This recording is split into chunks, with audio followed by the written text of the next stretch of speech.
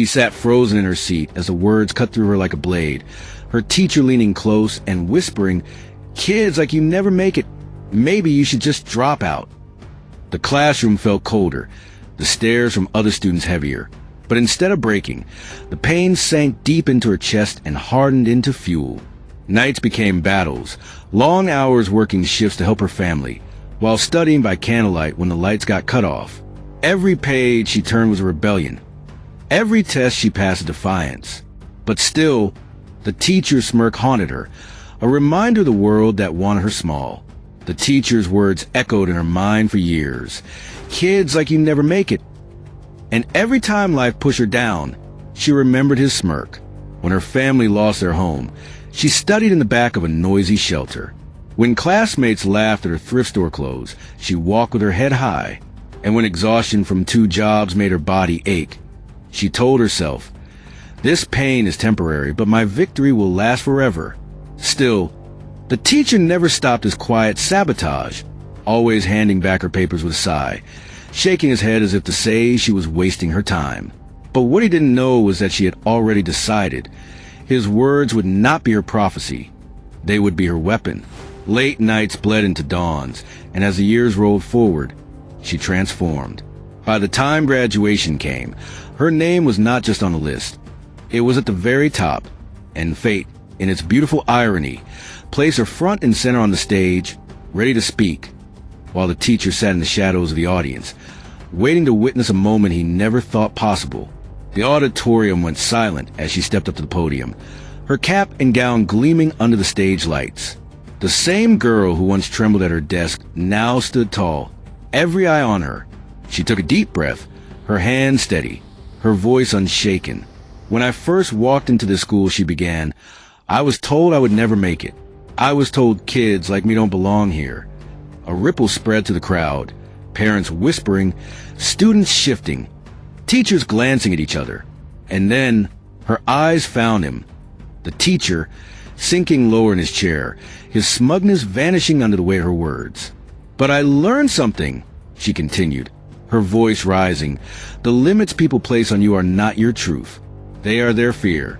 And I refuse to live in someone else's shadow." The audience erupted into thunderous applause, cheers echoing across the hall. Cameras flashed, classmates shouted her name, and the teacher who once told her quit was forced to sit in silence, red-faced, as the very student he tried to silence became the voice of victory. The applause shook the walls, but she wasn't done. She leaned closer to the microphone, her voice steady yet sharp. "Every long night I spent studying when the lights were cut off. Every tear I cried when I felt invisible, every insult meant to break me, brought me here today." The audience went quiet again, hanging on her every word. Parents clutched their children, inspired. Students who had been doubted sat taller, their eyes wide with hope.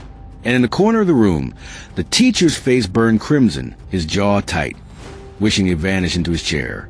She paused, scanning the room, and smiled. "So when someone tells you to give up, remember this moment. Remember me." The silence was electric. Every person knew this was no ordinary speech. This was a reckoning, a living reminder that the underdog they dismissed was now the leader they had to honor. She let the silence linger, then lifted her chin higher, her voice cutting through the air with purpose. "They told me my dreams were too big. They told me I wasn't smart enough, not strong enough, not worthy enough. But every time someone tried to bury me, they forgot. Seeds grow in the dark." The crowd erupted again, students stomping their feet, parents clapping until their hands ached. In the middle of it all, the teacher shifted uncomfortably, tugging at his tie, trying to hide behind the people around him. But there was no hiding. Every eye in the auditorium knew exactly who she was talking about. She didn't call his name. She didn't have to. The guilt sat heavy on his shoulders while her strength rose higher with every word. And in that moment, the roles were reversed. She was a teacher, giving a lesson that no textbook could ever hold. And he was a student, forced to sit in silence and learn. The auditorium was roaring now, but she raised her hand, and the room fell silent again. Her eyes swept across the sea of faces, then landed one last time on the teacher who once told her quit. Calmly, with a proud smile, she said, "So to every young person listening, never let someone else's doubt define your destiny. The very words meant to break you can become the fire that carries you to victory." Her voice rang like thunder, her presence commanding the entire hall. The crowd rose to their feet, clapping, cheering, crying, a standing ovation that seemed to last forever. And the teacher? He sat frozen, red-faced, unable to escape the reality that the girl he tried to bury had just risen higher than he ever could. Justice wasn't shouted. It wasn't forced. It was lived, standing tall in her cap and gown, proving to the world that no one has the right to write your ending but you. Hit that like button. Subscribe for more stories that matter. And let's keep the conversation going.